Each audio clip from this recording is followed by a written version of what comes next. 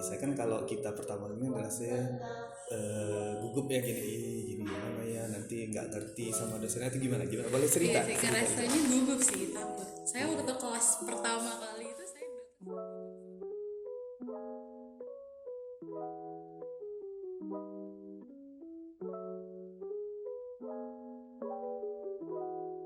Assalamualaikum warahmatullahi wabarakatuh. Selamat datang di Proaksi Pod. Edisi kali ini kita kedatangan tamu yang luar biasa. Tamunya jauh-jauh, ini pengalamannya luar biasa. Sahabat kita di sini, Proaksiers, Alisa Nadia. Assalamualaikum. Waalaikumsalam. Apa kabar, Alisa? Alhamdulillah sehat. Apa kegiatannya sekarang, Alisa? Skripsi, Pak. Masih skripsi ya? Iya. Udah ini apa namanya? Udah jalan skripsi. Masih mau proses ngajuin gitu. Lisa kemarin ikut program ISMA ya di Singapura. Pertama dari akuntansi ya. Iya. Akuntansi ya. Ini luar biasa prestasinya. Jadi boleh cerita apa pengalaman Lisa dulu? Gimana kok bisa dapat gitu? Persiapan dulu gimana sih? Awalnya taunya dari Instagram sebenarnya, dari Instagram yang USU.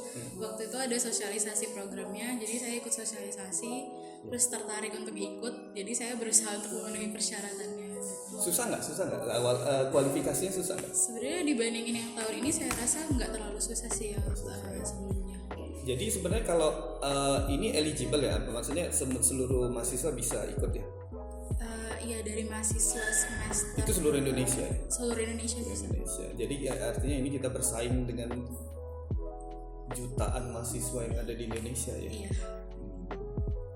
Dan Alisa termasuk dari berapa yang tahun kemarin 2021 Iya, tahun 2000, sekitar 2000 orang. 2000 orang yang tersebar di seluruh universitas seluruh dunia. Iya, ada 60 universitas mitra dari. Nah dia ditempatkan di Nanyang Technological University di Singapura. Kenapa milih di situ? Sebenarnya kan jadi dari salah satu persyaratan itu kan dari ada tes bahasa Inggris ya. Kebetulan karena taunya itu juga udah mepet, jadi saya nyiapinnya waktu itu pilihannya bisa pakai Duolingo. Jadi dari situ sebenarnya ya saya melihat dari universitas mana yang nerima persyaratannya dengan bahasa Inggrisnya Duolingo selain dari TOEFL atau IELTS. Terus abis itu akhirnya beberapa pilihan terakhirnya itu antara di Boston University atau di NTU gitu. Termasuk ya mempertimbangkan juga dari course yang ditawarkan dari negara dan universitasnya, dan ya mungkin kehidupan di negaranya juga. Terus kemarin juga pertimbangan orang tua karena masih dalam suasana COVID, jadi sepertinya lebih condong ke NTU, jadi ya udah kita pilih NTU.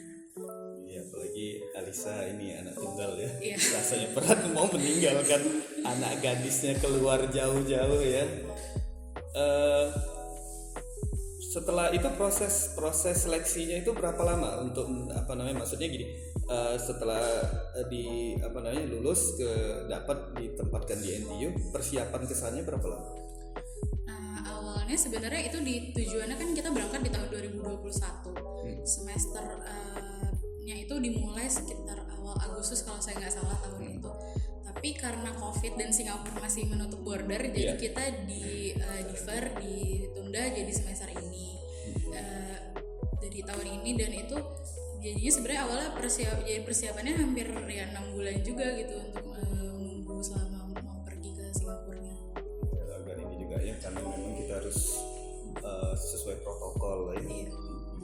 NTU itu nomor 2 di Singapura itu. Iya. Luar biasa itu. Banyak para saintis terutama di Indonesia itu kebanyakan lulusan dari situ juga. So, jadi setelah Alisa di sana gimana? Pas nyampe di sana ngerasa beda atau biasa aja gitu? Kira-kira gimana? Waktu pertama kali datang sih ngerasa ya kagum Atmosfernya juga sih. Gimana atmosfernya? mereka lebih gimana ya, lebih kelihatan yang mahasiswanya lebih ambis gitu sih Pak. Jadi Gitu ya? ya jadi berasa minder juga, ngerasa kayak mereka semangat banget gitu belajarnya. Lisa sendiri kurang semangat gitu. Bukan Nggak gitu tahu. juga. Nggak tahu. Cuman Nggak kayak mungkin. ngerasa ya kalah semangat aja dibandingin mereka-mereka yang di sana gitu. Nah, gimana cara Lisa untuk bisa ngeblend sama atmosfer di sana? Butuh waktu berapa lama? Untuk adaptasi berapa lama? Kita kemarin ada karantina juga selama 1 minggu, terus udah tinggal di asrama kampus tuh dari 1 minggu sebelum mulai kuliah. Setelah itu ya di kelas sih mungkin kayak 2-3 minggu pertama masih berusaha meraba-raba juga ya, masih berusaha mengenali kayak teman-temannya gimana gitu. Jadi ya sebenarnya nggak terlalu sulit juga sih Pak, cuman paling awalnya mungkin kendala bahasa ya, karena belum terbiasa juga untuk daily conversation ngomongnya bahasa Ya, karena Inggris. totally bahasa Inggris ya. Iya. Kemudian dari segi lifestyle di apa namanya di tinggal di asrama ya. Iya. Asrama. Ada masalah mungkin apa namanya tinggal selama ini kan tinggal kalau kita di Medan kan rata-rata tinggal di rumah.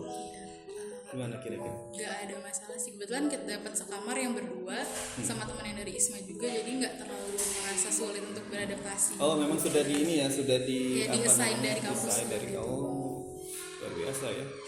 Kemudian dari ini sekarang apa namanya dari waktu kuliah atau apa, adakah perbedaan? Sebenarnya lebih kurang sama aja sih dari Sama ya? ya jadwalnya sekitar 2,5 jam juga dari pagi sampai sore. Ada juga yang kelas saya ambil tuh dari hari Sabtu, jadi dari pagi sampai sore seharian. Oh, Sabtu ada juga. Nah, jadi sejauh ini waktu kuliah gimana? Excited nggak apa namanya Lisa waktu pertama kali, atau biasa kan kalau kita pertama kali kan rasanya gugup ya gini gimana ya, nanti nggak ngerti sama dosennya itu gimana boleh cerita? Iya sih, rasanya gugup sih, takut. Saya waktu kelas pertama kali itu saya datang 1 jam Mata sebelumnya. kuliah apa itu? Mata kuliah Leadership. Oh, leadership. Ya, Oke. udah duduk di kelas 1 jam sebelumnya dari kelasnya masih kosong. Gitu. Pertama takut terlambat karena kayak ya, kita naik bus juga kan ke Iya. ruangan kuliahnya, terus mengukur waktu ya lebih banyak diem sih, lebih banyak mendengarkan, menganalisis sekitar kayak apa gitu, jadi supaya tahu harus bisa bersikapnya gimana nanti di kelas. Kemudian ada nggak apa namanya yang di mata kuliah tertentu yang ini kayaknya susah banget ya, kayaknya saya ini Lisa ngerasa apa ya, bukan ngikutinya tapi beradaptasinya, ada nggak gitu yang apa yang belum klik sama sekali gitu, atau semua rata-rata mudah gitu?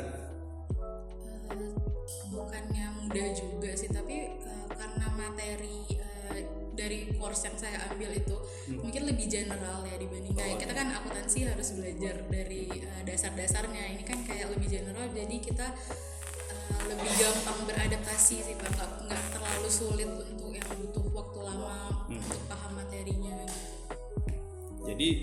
Jadi sebenarnya maksud Lisa sebenarnya kalau kita itu sebenarnya nggak masalah ya, apa namanya, walaupun kita dari backgroundnya dari mana aja sebenarnya sih nggak masalah ya kalau misal harus kita ikut course dari luar gitu ya. Ya tergantung course yang diambil, karena ada juga teman-teman saya yang merasa kesulitan karena terlalu bertentangan dengan mereka di sini kuliah jurusannya apa, di sana mencoba ngambil ada juga beda ya? ada. Memang sebenarnya tujuan dari program ISMA-nya sendiri juga tidak mengharuskan itu sejalan dengan jurusan yang kita temui di sini gitu. Di sana ada ngambil mata kuliah akuntansi? Nggak ada. Nggak ada, Dan semua. memang nggak ada pilihannya juga, karena Oh iya, karena school bisnis ya. sebenarnya yang dari ditawarkan dari NT itu banyak, tapi yang bekerja sama dengan ISMA itu cuma ada 10 mata kuliah, dan itu kebanyakan ya untuk mengasah soft skill sih. Soft skill.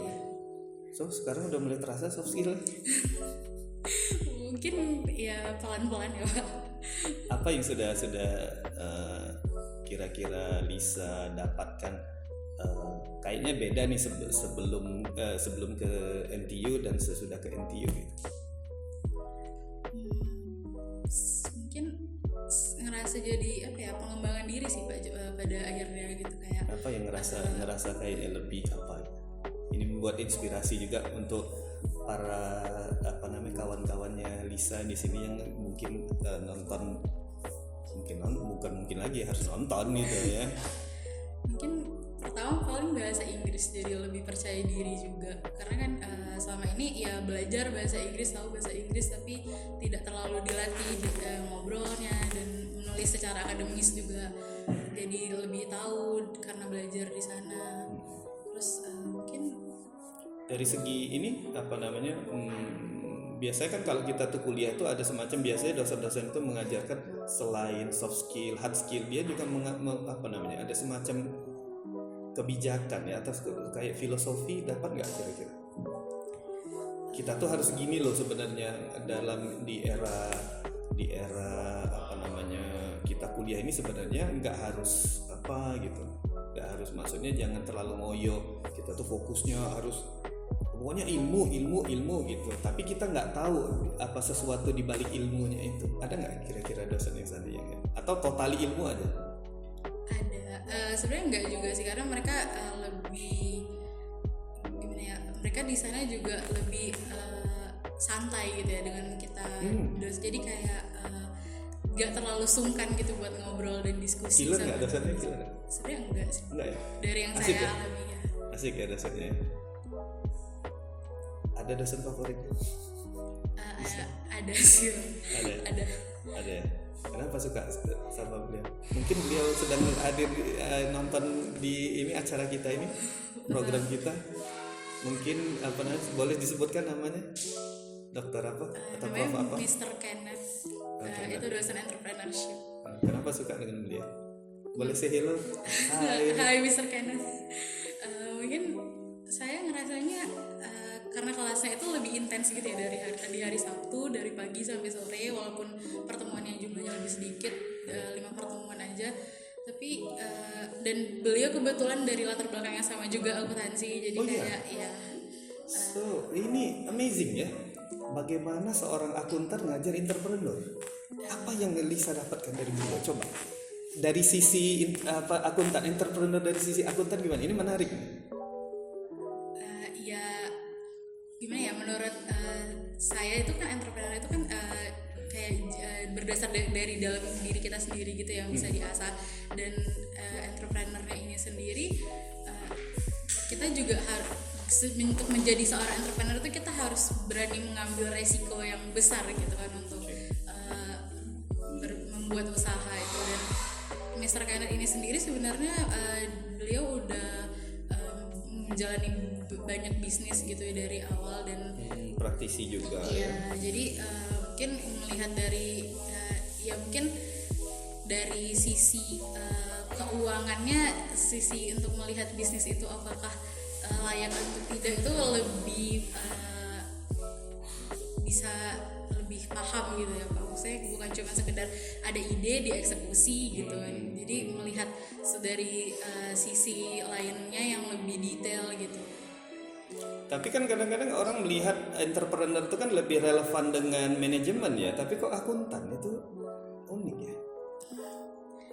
Mungkin sebenarnya kalau entrepreneur itu ya menurut saya bisa dari mana aja sih, nggak harus berasal dari latar belakang manajemen. Artinya akuntan juga harus punya jiwa entrepreneur yang baik ya. Oke, so sekarang kan gini, Lisa sekarang udah selesai. Kalau Lisa udah kembali ke sini udah habis ya ini? Udah selesai. Masih ngerasa kangen di sana suasana saya? Masih. Kangen ya? Kepengen lanjut ke sana nanti satu masa? Mungkin pengen lanjut kuliah lagi di luar, tapi mungkin gak spesifik di NTU. Kenapa udah ngerasa enak kan di luar atau gimana? Ngerasa enak iya, lebih kayak tertata gitu di lebih rapi ya. Iya. Dan sebenarnya sih Indonesia juga udah mulai rapi ya, beberapa universitas seperti kita di USU ini juga udah mulai rapi ya. Oke, kemudian ada nggak dukanya kira-kira selama di NTU? Sebenarnya kalau ditanya, saya lebih mungkin karena selalu berfokus sama untuk menikmati, ini singkat ya Pak, cuma 4 sama bulan, jadi berusaha untuk menikmati serunya gitu, kesenangannya. Kayak dukanya ya sebagai pelajar kita pasti ada juga beban untuk kayak yang ngerasa Ada ngerasa baper gitu. ya kadang-kadang juga ada gitu. Ada ini apa namanya, suka di apa namanya, di main-mainin oleh teman gitu, atau ada nggak teman-teman di sana yang ini apa namanya nggak mau temenan gitu? Nggak lah ya. Dari pengalaman saya nggak Ada ya. Mereka semua terbuka ya, open minded semua ya. Dan memang banyak mahasiswa exchange-nya juga, jadi bukan cuma dari Indonesia gitu. Jadi Ya mereka culture-nya memang udah global ya. ya. Baik, jadi dalam hal ini Lisa mau bilang sebenarnya tuh kalau kita tuh harus fokus ya, harus fokus supaya kita itu nggak baperan juga, nggak merasakan dukanya. Walaupun duka tuh pasti ada ya, Iya pasti ada. tapi kalau dengan fokus bisa hilang ya, atau minimal terkikis ya. Berusaha untuk tetap mencari nilai positifnya gitu aja sih Pak. Cuman karena ya kalau misalnya kita berfokus sama dukanya, kita tertekan juga gitu nanti di sana. Iya.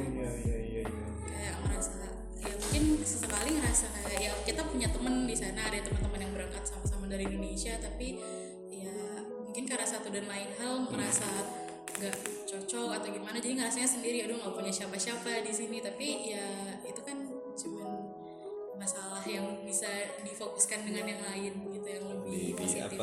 Artinya disebarkan beban pikiran itu ya, jangan kita tuh malah numpuk ya gitu ya. Nah ini menjadi tips menarik juga nih kita dapat sama-sama dari Lisa ya, bahwa kalau kita tuh jangan fokus ke masalah ya. Jadi gimana cara menyebarkan masalah itu sampai dia kecil-kecil sampai dia hilang gitu ya, maksudnya Lisa ya? Hilang mungkin enggak, tapi memang untuk mengalihkan fokus ya, aja ke fokus, yang positif gitu. Pernah ngerasa capek di sana? Pernah, pasti pernah, karena ya beban belajarnya juga ada. Jauh lebih capek ya? Ya di sini kalau di sana itu kan kita maksudnya sebelum kelas pun sudah ada bahannya juga gitu kan. Kita ada reading, misalnya ada LAMS itu semacam e-learning yang kayak kita ya harus nonton video dosen yang menjelaskan teori, itu semua sudah harus disiapkan sebelum kelas gitu. Jadi di kelas kita tinggal komunikasi dengan. Jadi di kelas kita lebih banyak diskusi, memang dituntut untuk sebenarnya tergantung tipe kelasnya juga. Jadi kalau tipe kelas yang saya ambil tuh ada yang namanya seminar. Jadi di seminar itu seminar diskusi ya. Iya, jadi kita diskusi. Ada juga yang memang lecture, jadi komunikasinya lebih satu arah ya, dosennya menjelaskan teori gitu. Model di sana pembelajaran menggunakan case method atau project based learning? Lebih ke project atau ke case? Kalau untuk yang dari course yang saya ambil kayaknya project based. Project ya, kebanyakan project. Artinya dia apply kebanyakan apply. Wah, luar biasa ya. sampai ke apa namanya, maksudnya ke kita projectnya itu ke masyarakat atau kemana gitu? Atau ke perusahaan? Sampai enggak sih, projectnya masih simulasi ya, simulasi. Luar biasa ya. Setelah pulang di sini apa yang kira-kira Lisa mau buat gitu, kira-kira kan udah sampai di sana nih, kira-kira ada nggak sesuatu yang bisa kita terapkan ya di sini supaya kita di prodi akuntansi terutama secara khususnya, kemudian FEB secara umumnya atau khusus secara globally itu mungkin bisa lebih baik, atau mungkin bisa kita aplikasikan pengalaman Lisa di sana, kira-kira apa? Mungkin sebenarnya ini berdasarkan pengalaman saya juga ya selama waktu kuliah di sini ya. Untuk di kelas sendiri sih kayak bisa untuk menuntut lebih aktif itu misalnya bisa jadi lebih baik gitu loh. Kayak kita belajar kebanyakan dari yang saya alami itu ya belajar dari berfokus sama satu buku, terus kita belajar ya dari buku itu aja, terus kebanyakan dosen memberi seperti ceramah gitu kan, memberi materi, terus itu tapi mungkin nggak semuanya juga bisa diterapkan karena ya perbedaan dari mata kuliah itu tadi yang tadi lebih general gitu kan. Di sini mungkin lebih spesifik, jadi emang harus mempelajari seperti kayak kita akuntansi kebanyakan sama soal-soal gitu. Kalau di sana mungkin kalau untuk akuntansi lansia sendiri saya kurang tahu karena memang nggak ada diangkat sih ya. Tapi ya mereka sih kebanyakan memang yang ngasih contoh yang real gitu, dan kelas pun didukung untuk kita bisa berdiskusi. Kita satu meja ini duduknya tuh nggak kayak di sini di kelas. Jadi duduknya satu meja itu bisa 4 sampai 6 orang tergantung jumlah mahasiswanya. Ya di kelas duduknya per kelompok gitu. Oh langsung udah disediakan satu kelompok. Oh luar biasa ya. Jadi Lisa, kita kasih kesempatan untuk audiens kita yang live di sini untuk nanya ya, mungkin mau mendapat inspirasi dari Lisa. Ya ada yang mau nanya silakan.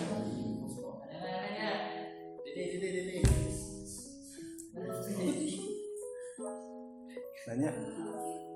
Kalau untuk saran-saran Alisa untuk junior supaya nggak takut tuh mengikuti program ISMA kan katanya tuh full English segala macam, apa sih saran-sarannya yang harus adik-adik junior siapkan?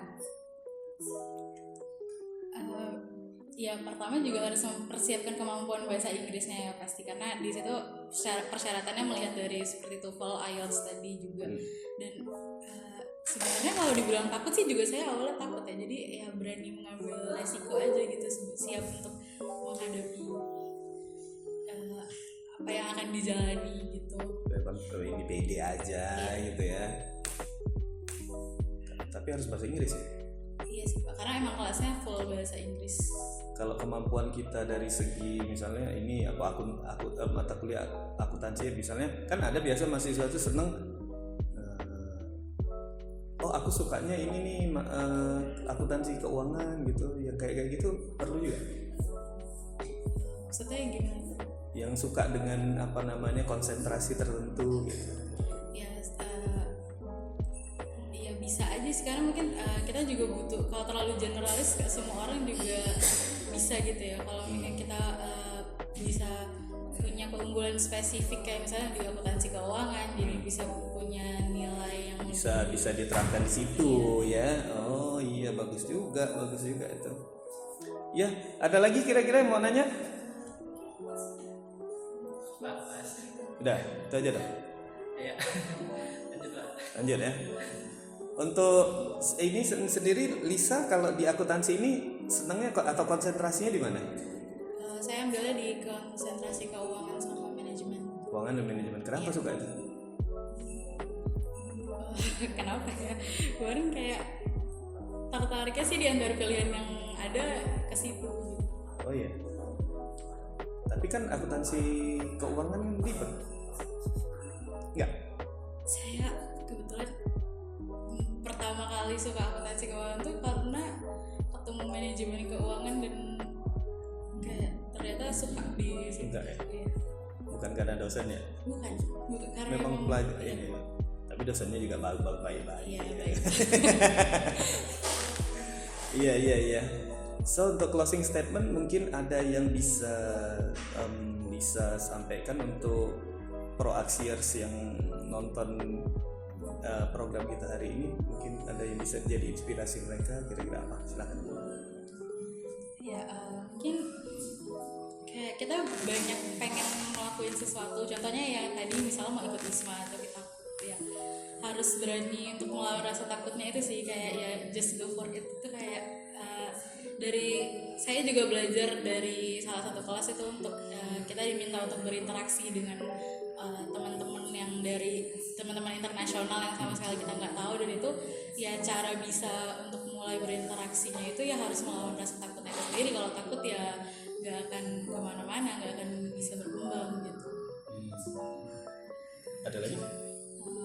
Mungkin buat yang teman-teman yang mau daftar ISMA ya bisa dipersiapin juga kemampuan bahasa Inggrisnya, atau mungkin bisa sekarang juga mau daftar masih ada waktu 1 tahun bisa bersiap untuk mengikuti kegiatan-kegiatan yang positif. Terus mungkin ya tetap semangat aja sih buat kedepannya. Baik. Terima kasih Alisa Nadia sudah jauh-jauh ke hadir di studio kita hari ini. Mudah-mudahan mudah-mudahan obrolan kita hari ini bisa memberikan inspirasi kepada proaksiers yang menonton program kita. Tetap semangat, tetap stay sharp, stay health ya. Insya Allah kita ketemu lagi di proaksi pod berikutnya, yang pasti dengan tamu-tamu yang inspiratif lainnya. Wassalamualaikum warahmatullahi wabarakatuh dan bye bye.